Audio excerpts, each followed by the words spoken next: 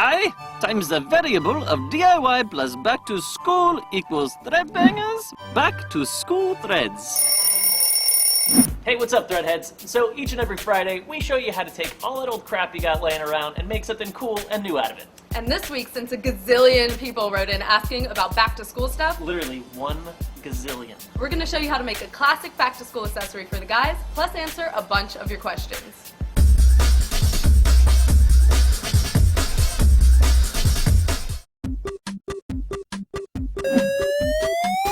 DIY for life. Ties are traditionally made from silk, but you can make them out of almost any material. Old sheets, leftover fabric, an old curtain. But first, you need a pattern. I got mine by sacrificing an old tie that had seen better days and tracing around it. If you want to bypass that process, you can download the complete pattern from the Threadbanger blog and print it out. Once you have your pattern, decide what fabric you want to use for the tie, the inner lining, and the tipping. For the tie, I'm using a thick cotton plaid. For the lining, I'm using 2 layers of muslin. And for the tipping, I'm using a brown satin-like crepe. Once you have your fabric picked out, take out the larger end tie pattern and place it on your fabric at a 45-degree angle. Use a tracing wheel and tracing paper to trace all the lines of the pattern onto the fabric.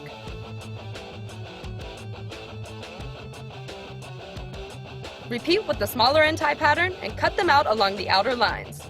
Seam allowance is already included. To make it easier to see what I'm doing, I traced over all the lines with white chalk. Now, pin the 2 pieces together at the middle, right sides together, and sew with a straight stitch. Use a pressing cloth to press the seam allowance to one side. Next, take out the lining pattern and place on your fabric at a 45-degree angle. Trace around the pattern with tailor's chalk and place the second layer of fabric under the first and pin the 2 layers together. Cut along the chalk outlines. Keep the layers pinned together and sew the pieces together at the middle with a zigzag stitch. Then sew the 2 layers together with a straight stitch. Now take out the 2 tipping patterns and use your tracing wheel and paper to trace all the lines of the pattern onto the wrong side of the fabric. Then cut them out along the outer line. The next part is a bit tricky. Fold the tie piece in half at the large end lengthwise. Fold the large end tipping in half the same way and place the 2 pieces together, making sure the right sides of the fabric are touching on the inside. The fold of the tipping should line up with the seam line of the outer shell. Use a needle and thread to make a quick stitch to keep the 2 pieces together. Now lay it out flat and pin the pieces together along the seam line. Sew along the line on both sides of the fold, stopping before you get to the fold. Next, fold the pieces in half again and sew a line from here to here.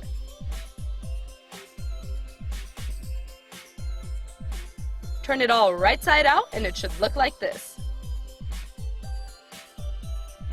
Use a pressing cloth and press that end. Then do the same process to the small end of the tie. Now place your lining on the inside of the tie and use a pressing cloth to press the folds of the tie, starting with the seam allowance, then moving to the other side, and lastly returning to the first side. Next, pin all the layers together without pinning through the front layer. Then take out a needle and thread and sew it closed.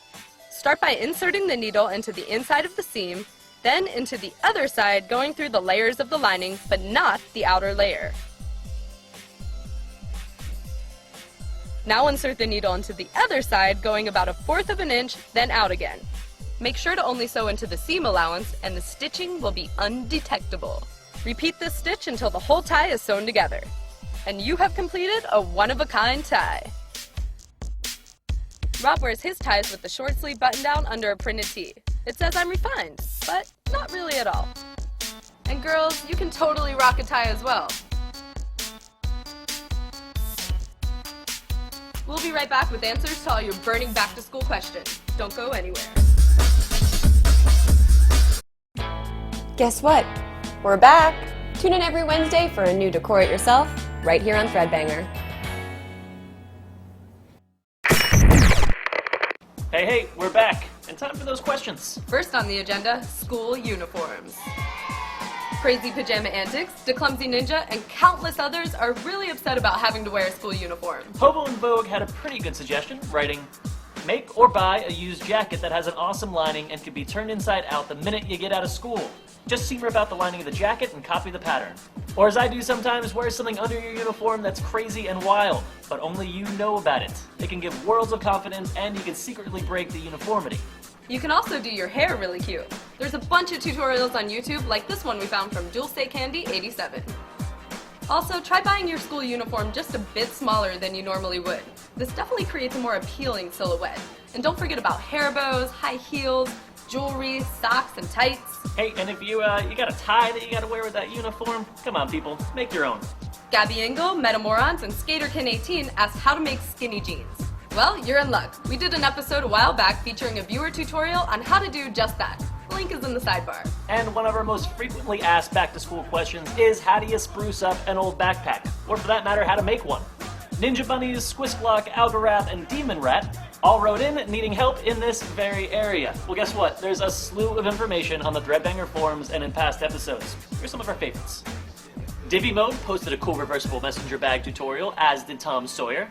And Zombied has a toot on how to make a bag out of old t-shirts. Glass Onion decorated her bag with tons of buttons she made out of old plastic bottle caps. And 741 High Top is kicking it old school with this Etch-a-Sketch messenger bag. Talking about school uniforms, Love Is All made this bag out of a school uniform. Evil Bunny appliqued a tree onto her backpack, Retrohead01 made these awesome bags, and Mama Too Many put together this neato bag for her daughter's first day of kindergarten. Hey, that's it for this week. Good luck getting back to school, everybody. And remember, if you got any first day horror stories, nightmare stories, or even some good times, leave them in the comments below. And remember, just be yourself and rock your own style. We'll see you next week. True that.